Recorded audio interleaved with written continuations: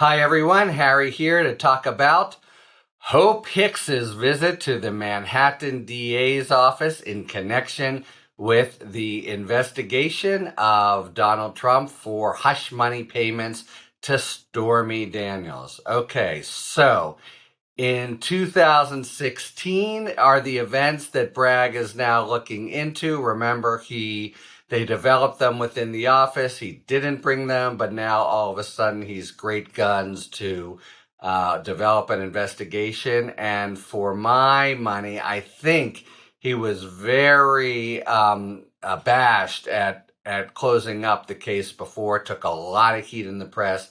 And I don't see him launching this investigation unless he's really intending to bring it. Of course, if no evidence comes in, it's one thing, but I think it's a pretty serious prospect. Hope Hicks is the seventh witness by the count of the press who have gone to be in the meet with prosecutors, and there is now, it's clear, an active grand jury. I don't think Hicks met with the grand jury because the watchword of a prosecutor is to know exactly what a witness is going to say before you put her or him in the grand jury. But why would they be interested in Hope Hicks? So a few reasons.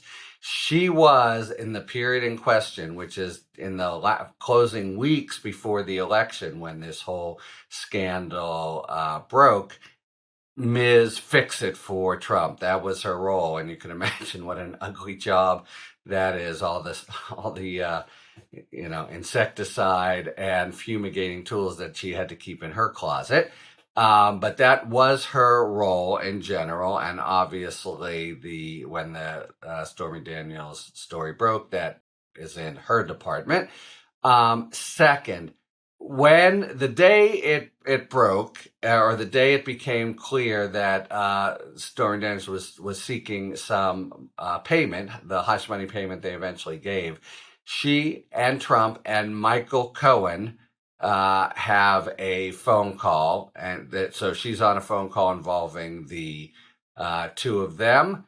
And the day after Cohen wires Stormy Daniels the payoff, the $130,000, she and he have a call. Now, she says, I wasn't present for any conversation about the hush money with Trump, etc. But that might be a cagey way of saying, I wasn't present, but I might have been on the phone. There's more than enough to justify talking to her. And remember, they've now spoken to Michael Cohen, who's the number one involved person from Trump world here, something like 16 times, but 3 or 4 during this new investigation. Cohen has made it clear that his next visit to the office in downtown Manhattan is to actually go into the grand jury and tell his story. And Cohen is the guy here, right? He's the criminal putative charges are not for the payment of the hush money, but for its misidentification, the old Trump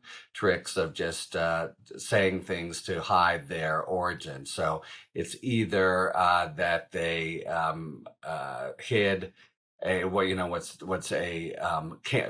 a campaign contribution and didn't say that right, or just a general fraud. It depends how they characterized it. And we know that Michael Cohen already has gone to jail, did months, and then much more in home detention for these very crimes. So that's how you see him on TV all the time these days, understandably miffed that he went to jail for Trump, and but Trump hasn't gone to jail for Trump, and that underscores another theme here, which is.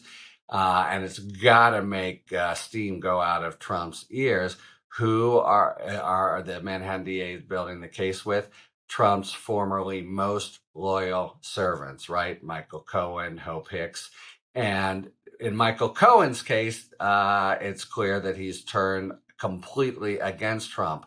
Hope Hicks, it's unclear. However, remember, on January 6th, she was totally disgusted with the turn of events and was heard to say, now we all look like domestic terrorists, and also remarked about basically this is going to kill their professional prospects. So she certainly ended the administration in less than lockstep with her former boss, to whom she had been loyal. So that's another factor in the equation. Maybe that's something that makes her more likely to divulge. All she's been asked, however, is to tell the truth and not lie.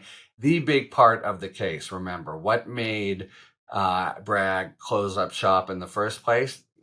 Michael Cohen is their main witness, and they thought there was real trouble building a case on the back of Michael Cohen. He's got credibility issues. He did time for it. He's changed his story a few times.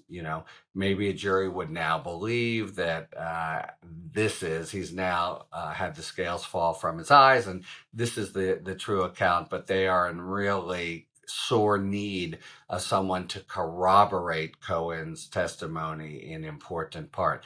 That person might be Hope Hicks, depending on what was said on these phone calls, one with Trump and one with Cohen right after. So there you have it.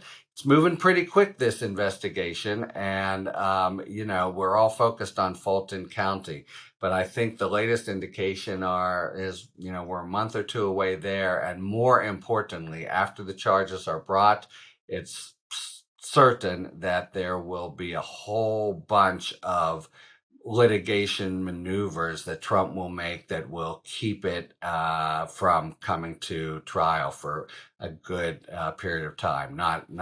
So it might be that the Bragg case actually moves to the front of the class as the most immediate threat against Trump. And of course, in the backdrop here, and the most serious threat against Trump is the special counsel investigations by Jack Smith over both Mar-a-Lago and all the January 6th crimes.